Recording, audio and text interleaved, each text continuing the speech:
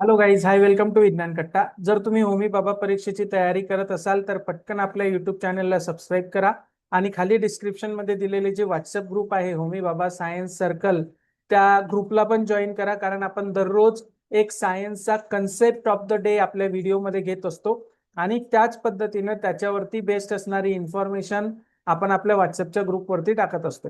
संध्याकाळच्या वेळेला तुम्हाला त्याच्यावरती एक प्रश्न विचारला जातो, क्विज विचारली जाते आणि त्या क्विज मध्ये तुम्हाला त्याची उत्तरं द्यायची असतात. तर होमी बाबा परीक्षेची तयारी जर तुम्ही करत असाल तर लवकरात लवकर चॅनलला सबस्क्राईब करा आणि व्हॉट्सअप ग्रुप जॉईन करा. आता आजचा कन्सेप्ट आपण बघू. आपल्याला बऱ्याचदा असं वाटतं की बाबा ॲस्ट्रॉनॉट्स जे आहेत किंवा अंतराळवीर ज्यांना आपण म्हणतो, ते अंतराळवीर स्पेसमध्ये फ्लोट होतात किंवा तरंगतात. याचं कारण तिथे ग्रॅव्हिटीच नसते, असं अजिबात नाही. Actually gravity steel acts on the astronauts and the spacecraft.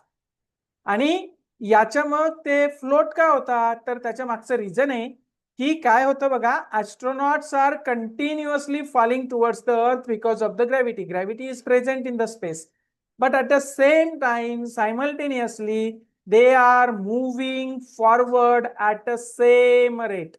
त्याच स्पीडने ते फॉरवर्ड मुव्हिंग परत असतात, समोर पण सरकत असतात, आपल्या पृथ्वीकडे पण अट्रॅक्ट होत असतात. आणि याच्यामुळे त्यांना एक विशिष्ट प्रकारची सर्क्युलर मोशन प्राप्त होते because of these two kinds of motion towards the earth as well as moving forward. आणि म्हणून त्यांची एक स्पेशल कंडिशन इथे तयार होते which is called as microgravity or free fall. ते नेहमी फ्री फॉल मध्ये असतात आणि या फ्री फॉलमुळे आपल्याला ते फ्लोट होताना दिसतात. ग्रॅव्हिटी नसतं असं अजिबात नाही. मग आपल्याला कधी कधी बघा इंटरनॅशनल स्पेस स्टेशन वरती सुद्धा प्रश्न येतो. This international space station is revolving around the earth from around 400 kilometre from the surface. आपल्या पृष्ठभागापासून 400 किलोमीटर अंतरावरनं ते पृथ्वीभोवती फेऱ्या मारत आहे. किती वेळेस फिरतं बघा. The international space station orbits the earth about 90 minutes and experience about 16 sunrises and 16 sunsets. एक फेरी 90 मिनिटात पूर्ण करतं आणि दिवसाला 16 सनराईज आणि 16 सनसेट्स ते इंटरनॅशनल स्पेस स्टेशन हे एक्सपिरियन्स करत असतं. मग आता याच्या पुढे आपल्यासाठी एक महत्वाचा प्रश्न आहे.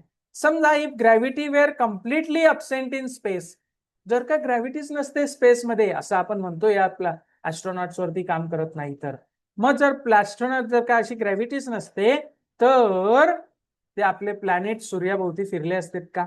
पटकन तुमची आन्सर्स कमेंटमध्ये सांगा आणि सबस्क्राईब करा आणि आपला व्हॉट्सअप ग्रुप जॉईन करा. थँक्यू.